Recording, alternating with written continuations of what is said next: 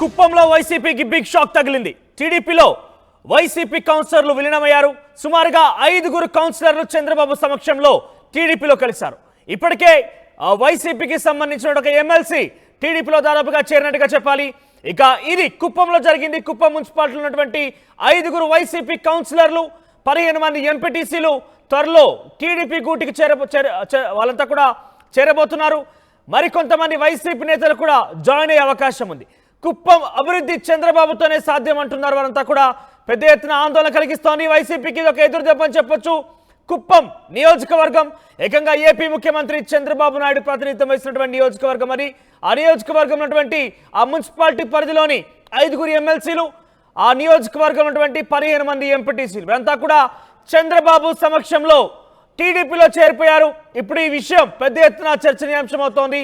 వైసీపీకి పూర్తి స్థాయిలో కుప్పంలో ఇక బలం అనేది కొంత తగ్గినట్టుగానే చెప్పొచ్చు.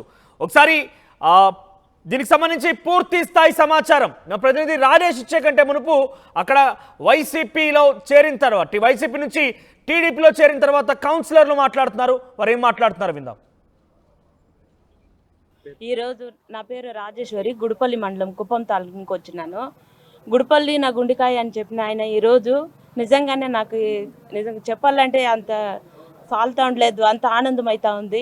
ఎందుకంటే నా గుండెకాయ అని చెప్పి గుడిపల్లికి వచ్చినా కూడా మేము దగ్గరకు పోవడానికి కూడా వీల్లేదు.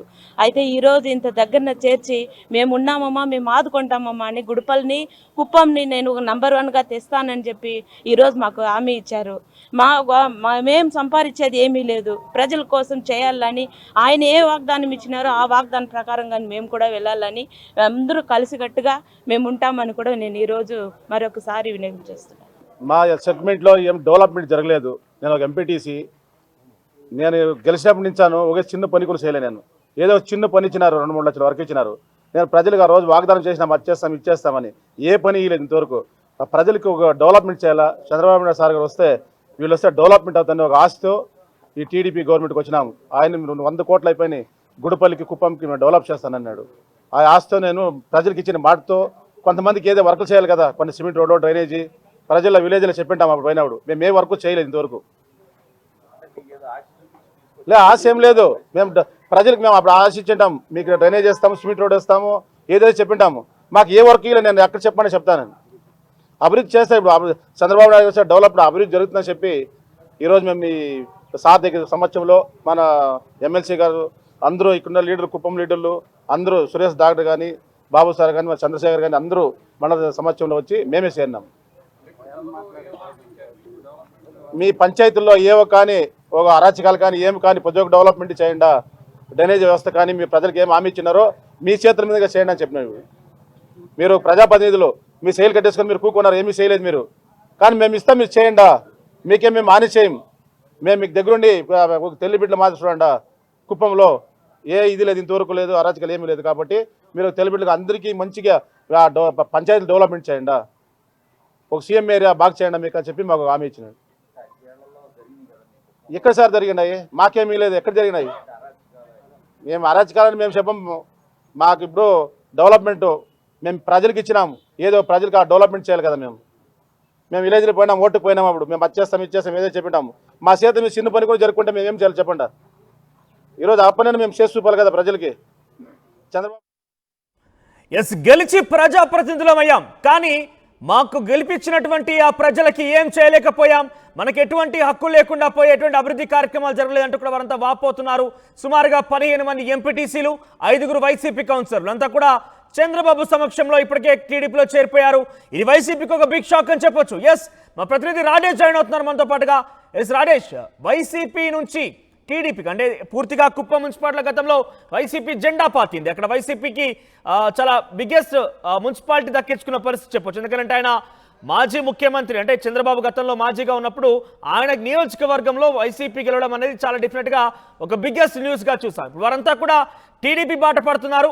ఏ ఆశయాలతోనైతే ఏ లక్ష్యాలతో అందరు ప్రజాప్రతినిధి గెలిచారో అవేమి కూడా నిజం చేయలేకపోయాం, ప్రజలకు సేవలే చేయలేకపోయామని చెప్పి వారు చెప్తున్నారు. సో ఎట్లా చూడొచ్చు, ఇది మరింతగా ఈ సంఖ్య పెరిగే అవకాశం ఉందా వైసీపీ నుంచి టీడీపీకి వచ్చేవారి సంఖ్య?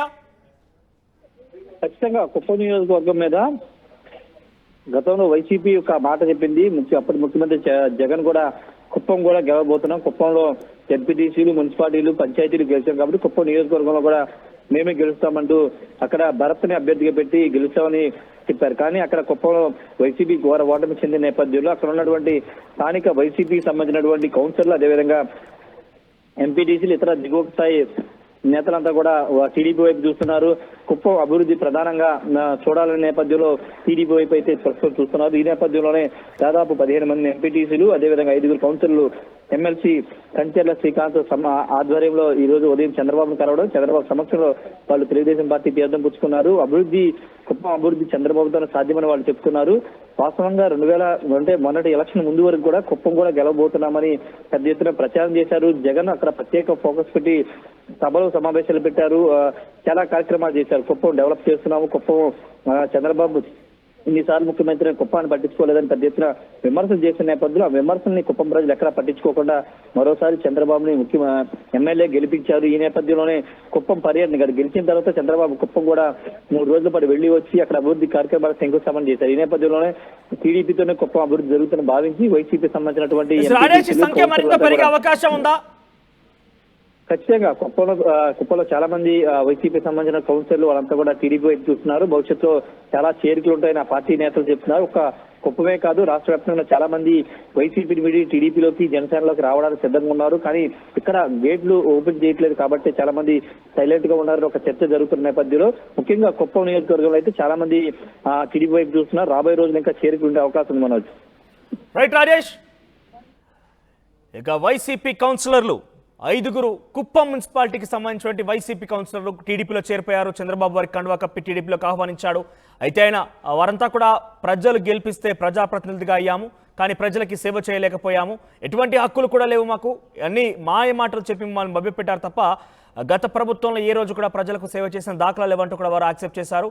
15 మంది ఎంపీటీసీలు కూడా టీడీపీలోకి వెళ్ళారు. మొత్తం మీద 20 మంది ఈరోజు టీడీపీలోకి వెళ్ళే పరిస్థితి కనబడింది. వైసీపీకి ఒక బిగ్గెస్ట్ షాక్ అని చెప్పొచ్చు. స్థానిక సంస్థల నుంచి ఒక్కొక్కరిగా వైసీపీకి గుడ్ బై చెప్పి టీడీపీలోకి చేరుతున్నారు.